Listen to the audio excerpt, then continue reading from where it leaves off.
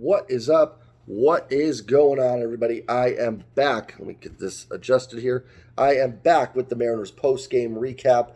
As always, if you're enjoying these videos, helps me out a lot. Hit that sub button. I'm closing on 1,500 subs. I'm like 25, 28 subs away, something like that from 1,500. Give the videos a like. Share it with your friends. Continue to comment as well. Always appreciate all the engagement.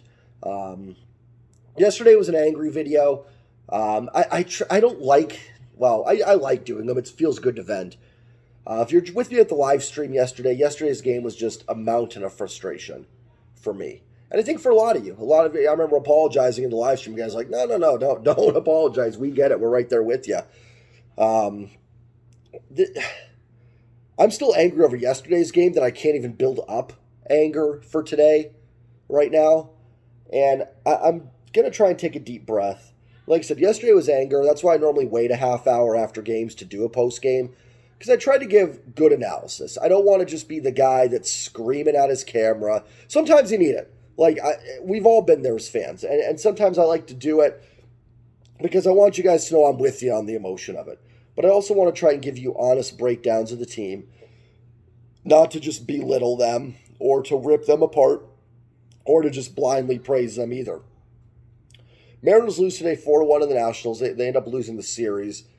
They dropped to 3 games under 500. We're 2 games away from the halfway point. So the Mariners are going to be under 500 no matter what at the halfway point.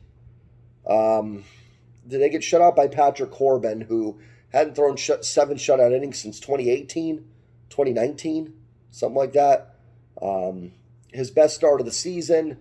His first time he went 7 innings all season. The Mariners do absolutely nothing against him.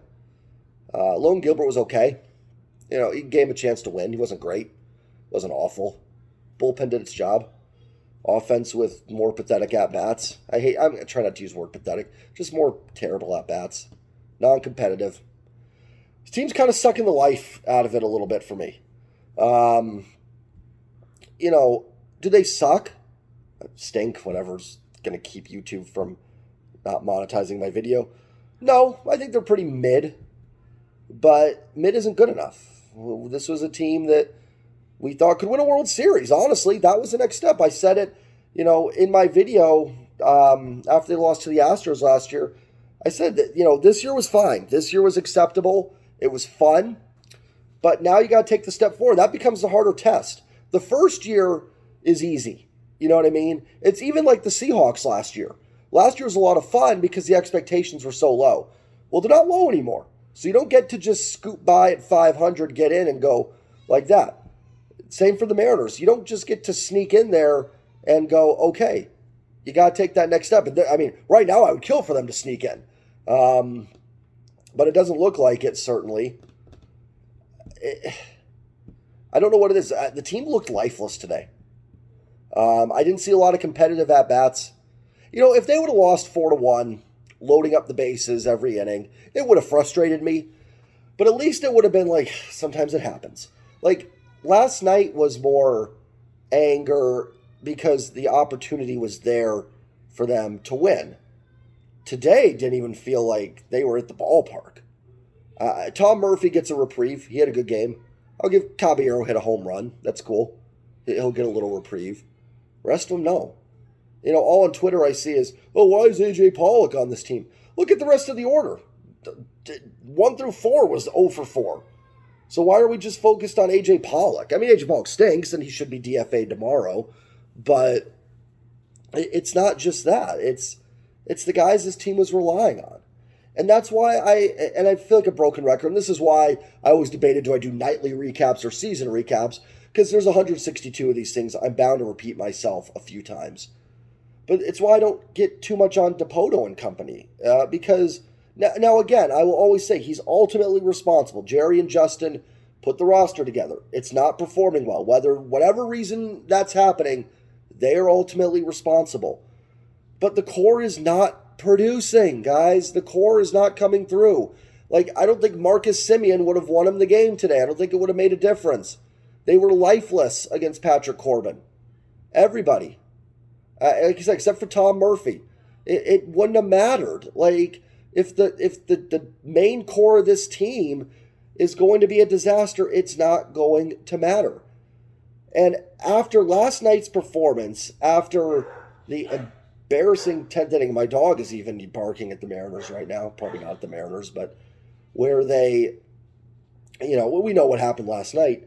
A chance to answer back today, get a series win, and at least release some of the blood pressure from us fans. And they come out and they look lifeless. It is probably the first time I've been a little bit like, Scott, what you going to do?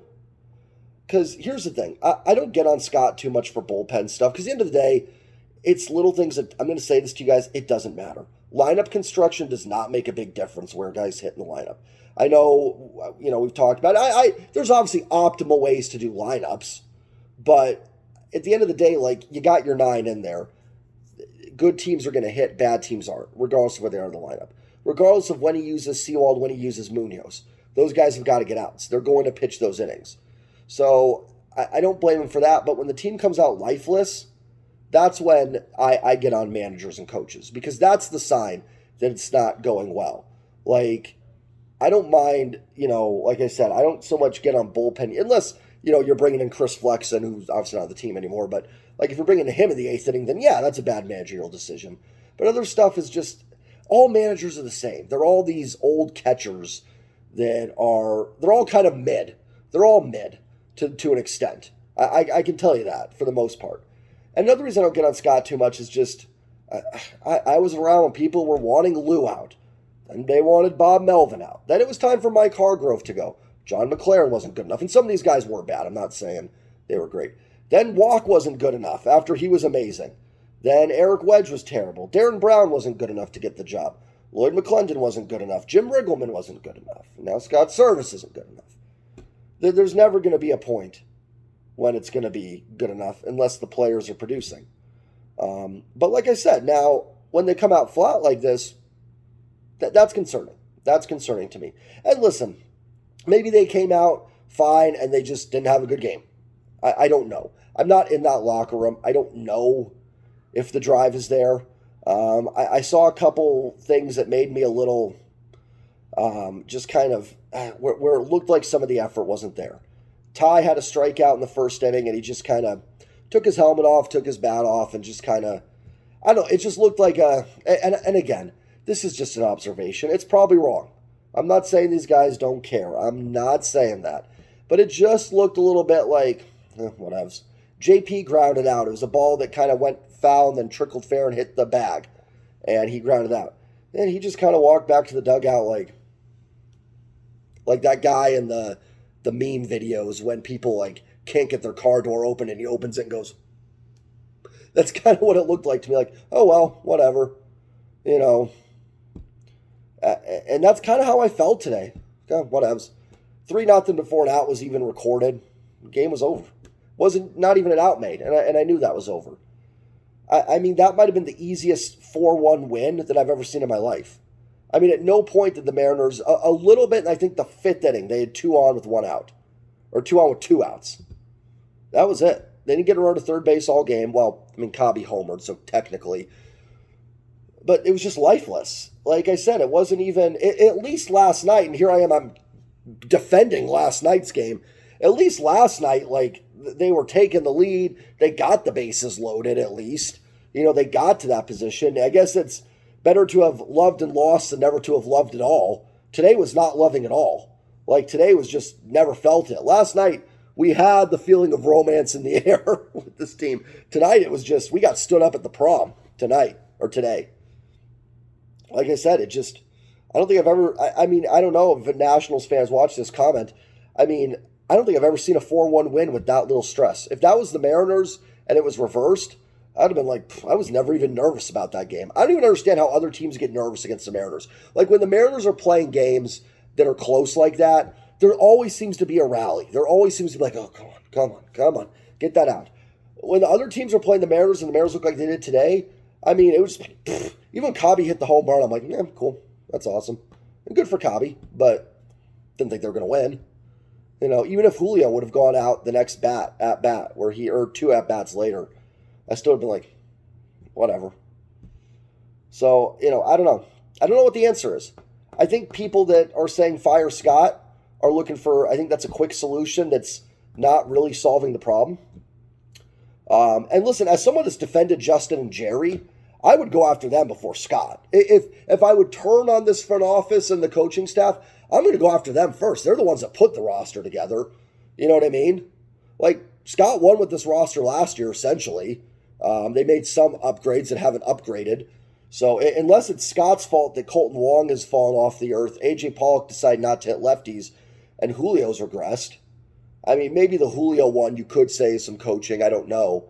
Then I don't really know what to say there. And if you do, here's the other thing, too. If they fire Scott, they're going to promote Manny Actor or Christopher Negron, who's already on the coaching staff. So if your beef is with the coaching staff, you're still going to have the same coaching staff. It's not going to do anything. I know the Phillies fired Girardi last year and Rob Thompson took him to the World Series. But, like, the Phillies team won 87-80 games. So, like, they went on and won 102. And two, Girardi was considered a lot more toxic than Scott's been considered. And number three, it could have also just been random. The Blue Jays fired their manager and pretty much stayed the same. They just got in the wild card. I don't know if Schneider did a lot more over Charlie Montoya. So I get people's frustration with the managers. But I think it's looking for that quick solution.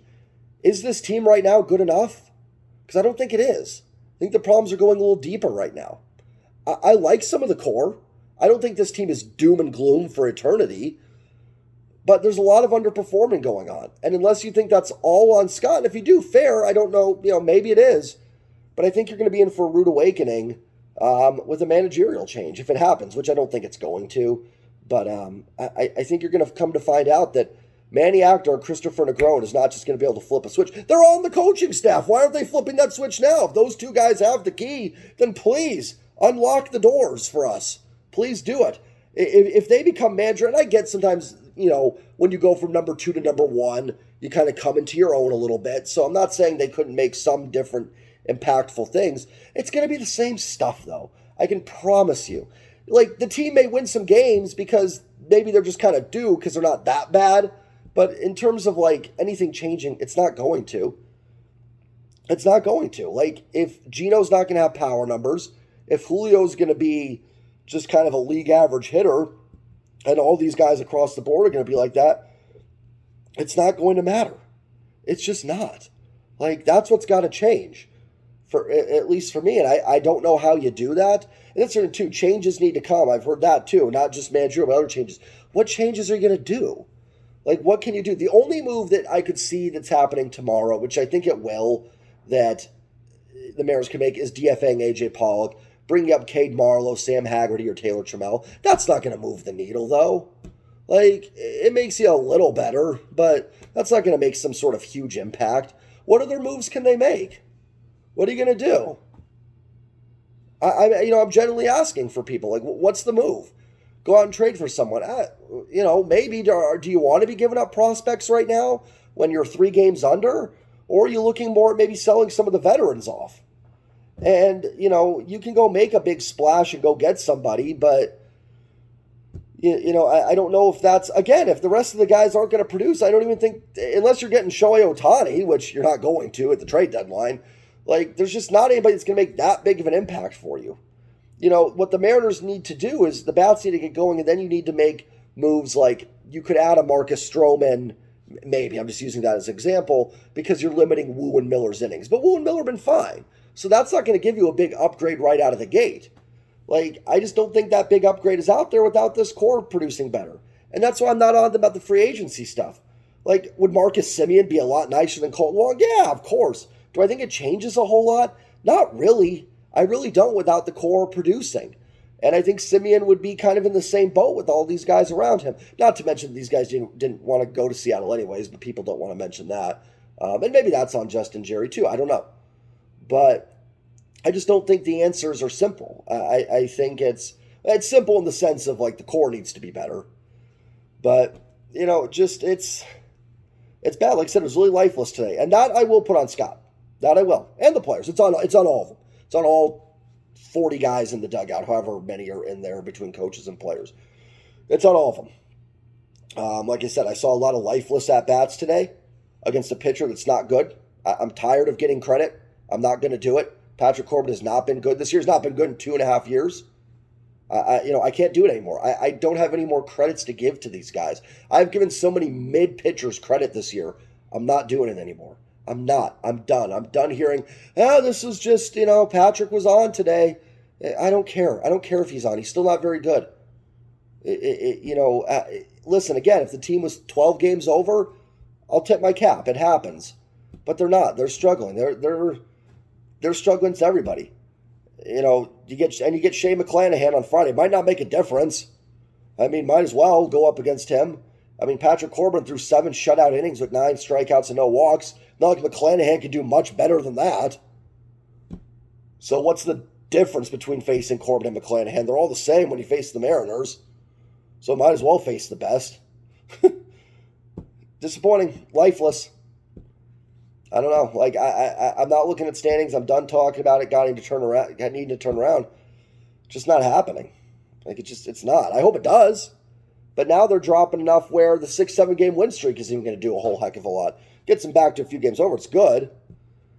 But, I kind of told people, asking in the comments, like, when do you think about buying and selling? I said after the Rays series. And, I mean, even if they sweep it, which I don't see happening, but even if they did, you're still 500. Is that good enough to be buyers? I don't know. But yeah, last homestand before the All-Star break. I'm not even excited about the All-Star game being in Seattle. I don't want to see any of these guys at the All-Star game. I don't want to watch the All-Star game. I don't even care. Like, I don't want to see any of these players there. Like, I mean, who deserves to go to the All-Star game from this team? I mean, honestly, who deserves to go is like Munoz. I know he's only pitched 12 innings, but he's the only one that's been like legitimately an elite player this year. There's been some really good performances. I'm not trying to lump them all together. George Kirby's been good. Luis Castillo overall's been good.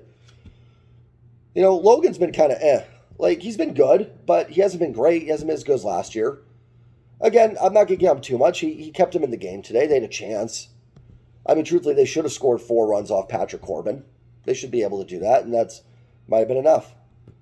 Nationals are pesky. I will say that they're more pesky than I thought, but they still have the worst record in the NL. So as pesky as they are, and as much as we're praising, they don't strike out, somebody's getting them out. Somebody's gotten them out this year. And I know the pitching's been bad, and that's kind of probably been their main bugaboo, but they've 22nd in baseball in runs scored. Somebody is getting them out. Just the same, we're with us tipping our caps to the pitchers. Somebody's hitting these guys. Somebody's doing it. I'm done. I'm done tipping my cap to the Lance Lynn for 39 strikeouts. I'm done tipping my cap to the Patrick Corbins. I'm done. I don't mean this maliciously towards those guys at all, but you guys know what I'm saying. I'm done doing it. I'll tip my cap to, like, Garrett Cole, shut them down. That happens.